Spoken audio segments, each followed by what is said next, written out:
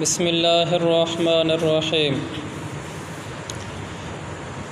قال اللہ تبارک و تعالی طه ما انزلنا علیک القرآن لتشقى۔ اللہ تعالیٰ نے فرمایا میرے حبیب ہم نے آپ پر قرآن اس لیے نہیں اتارا کہ آپ مشقت میں پڑ جائیں۔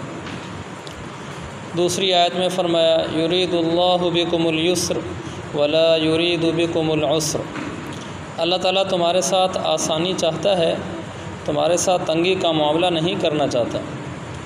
یہ آئندہ جو احادیث آئیں گی یہ اس بارے میں ہیں کہ انسان عبادت میں درمیانی چال چلے، میانہ روی اختیار کرے، نہ تو عبادت میں اتنا آگے بڑھ جائے کہ اپنے آپ کو مشقت میں ڈال دے، اور نہ اتنا سست پڑ جائے کہ عبادت کا ذوق ہی نہ ہو۔ خاص طور پر یہاں جس چیز سے روکا جا رہا ہے وہ یہ ہے کہ آدمی اتنی زیادہ عبادت نہ کرے کہ اس کی اپنی جان بھی اس سے متاثر ہونے لگے۔ انسان کے اوپر انسان کی جان کا بھی حق ہے، لیکن دکھ یہ ہوتا ہے کہ آج یہ حدیثیں بیان تو اس لیے فرمائی گئی تھیں کہ صحابہ اتنا زیادہ عبادت میں آگے بڑھ گئے تھے کہ ان کو روکنا پڑا، لیکن آج ہم اتنا پیچھے ہیں کہ یہ حدیثیں ہمیں ایسے لگتی ہیں جیسے ہمارے لیے ہیں ہی نہیں۔ آج ہم عبادت میں بہت پیچھے چلے گئے، حتیٰ کہ جو فرض نمازیں ہیں ان کے اندر بھی جو نوافل ہوتے ہیں بعض لوگ تو وہ نفلیں بھی نہیں پڑھتے، اور جو وہ نفلیں پڑھ لیتے ہیں وہ اس کے علاوہ بالکل نفل نہیں پڑھتے۔ ہمیں نفل کا، مناجات کا، دعاؤں کا، ذکر اذکار کا، تلاوت کا ایسا ذوق ہونا چاہیے کہ آدمی کا اپنا ضمیر کہے کہ بھائی اتنا نہ رویا کرو، اتنا نہ نفل پڑھا کرو، کچھ دوسرے کام بھی کر لیا کرو۔ تو اسی پر ایک حدیث بھی ہے، عن عائشہ رضی اللہ عنہا ان النبی صلی اللہ علیہ وسلم دخل علیہ وعندها امرأة قال من هذه؟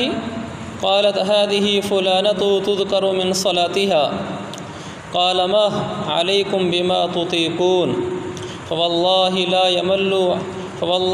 يمل الله حتى تملوا وكان احب الدين الى الله ما داوم صاحبه عليه متفق علیہ۔ حضور صلی اللہ علیہ وسلم کے بارے میں امی عائشہ فرماتی ہیں کہ ایک دفعہ آپ علیہ السلام بیٹھے تھے کہ ایک عورت آئی، آپ نے پوچھا یہ کون ہے، کیونکہ بظاہر وہ ایسے لگ رہی تھی کہ جیسے بہت زیادہ صحت کے لحاظ سے کمزور ہو۔ تو عائشہ نے فرمایا یا رسول اللہ یہ وہ عورت ہے جس کا لوگوں میں بڑا چرچا ہے کہ بہت لمبی لمبی نمازیں پڑھتی ہے۔ تو آپ نے فرمایا مہ علیکم بما تطیقون، اور انہوں نے فرمایا یہ کیا کر رہی ہو، اتنا کرو جتنی تمہارے اندر ہمت ہے، اللہ تعالیٰ نہیں اکتاتا یہاں تک کہ تم خود اکتا جاتے ہو۔ یعنی اللہ کو اعمال لکھتے ہوئے یا ثواب دیتے ہوئے کوئی اکتاہٹ نہیں ہوتی، لیکن تم خود اکتا جاتے ہو پھر عمل چھوڑ بیٹھتے ہو۔ یعنی ایک وقت تو ایسا آتا ہے کہ بہت زیادہ عمل کر رہے ہو، پھر آگے جا کر بیمار ہو جاتے ہو، ڈھیلے پڑ جاتے ہو تو بالکل ہی چھوڑ بیٹھتے ہو۔ یہ پسندیدہ نہیں ہے۔ پسندیدہ کیا ہے؟ وَكَانَ أَحَبُّ الدِّينِ إِلَى اللَّهِ مَا دَاوَمَ صَاحِبُهُ عَلَيْهِ۔ اللہ کو وہ اعمال پسند ہیں جن اعمال کو کرنے والا ہمیشہ ان اعمال کو نبھاتا رہے۔ نفلیں شروع کی ہیں تو پھر مستقل ان کو پڑھے، اگرچہ اس کا یہ مطلب نہیں ہے کہ کسی دن آدمی نے زیادہ پڑھ لیں تو یہ زیادہ کیوں پڑھی ہیں، شریعت میں ٹھیک نہیں ہے۔ نہیں، مراد یہ ہے کہ جن اعمال کو مستقل بنیادوں پر انسان شروع کرتا ہے تو پھر اس کو نبھائے بھی صحیح۔ مثلا اشراق، چاشت، اوابین، صلاۃ الشکر، صلاۃ الحاجت، یہ نوافل اگر پڑھتا ہے کبھی چھوڑ دیتا ہے تو ٹھیک ہے، کوئی ایسا گناہ بھی نہیں ہوا، لیکن پسندیدہ بات یہ ہے کہ مستقل چلتا رہے۔ ایسا نہ کرے کہ ایک دن تو سارا دن نفلوں میں گزار دیا اور اگلے دن تہجد، اشراق، چاشت کچھ بھی نصیب نہیں ہوا، ایسے نہ کرے۔ اس سے بہتر ہے کہ تھوڑے نفل پڑھے لیکن مستقل پڑھے۔ تو میرے عزیز بھائیو، ان حدیثوں کو پڑھنے کے بعد ہم بھی کوئی نیت کر لیں کہ انشاءاللہ ہم بھی آئندہ نیت کرتے ہیں کہ یہ نوافل پڑھیں گے اور ان کو ہم نبھائیں گے۔ کتنے حضرات ہیں جنہوں نے نوافل کا اہتمام کیا تو پھر زندگی بھر نہیں چھوڑے۔ خود ہمارے مولانا فرماتے ہیں کہ میں 60 سے 80 نفل روزانہ پڑھتا ہوں اور جیسے کیسے ہوں پڑھتا ہوں، حتیٰ کہ کئی دفعہ ایسے بھی ہوا کہ رات کو دیر سے آئے کہیں سے سفر سے تھکے ہوئے ایسے کرہ کے نفلیں پوری کر رہے تھے، لیکن پوری کر کے سوئے 60 یا 80 نفل۔ ہم تو کہیں سفر سے تھکے ہوئے ہیں، نماز فرض بھی پوری سوری پڑھتے ہیں بس۔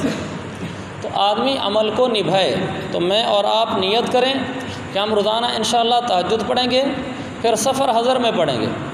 کبھی تھکاوٹ ہے، بیماری ہے، تو رات کو عشاء پڑھ کے پھر تہجد بھی پڑھ کے سو گئے، لیکن چھوڑنی نہیں۔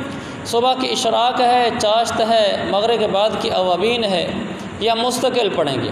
اشراق کا میں نے عرض کیا ہوا ہے، سورج طلوع ہونے کے 10 منٹ بعد سے لے کر سورج ڈھلنے تک درمیان میں جب بھی جو ٹائم ملے آپ لوگوں کو، اس میں 2 نفل اشراق کے پڑھ لیں، اس کے بعد 2 نفل چاشت کے پڑھ لیں، تو اشراق بھی ہوگی، چاشت بھی ہوگی۔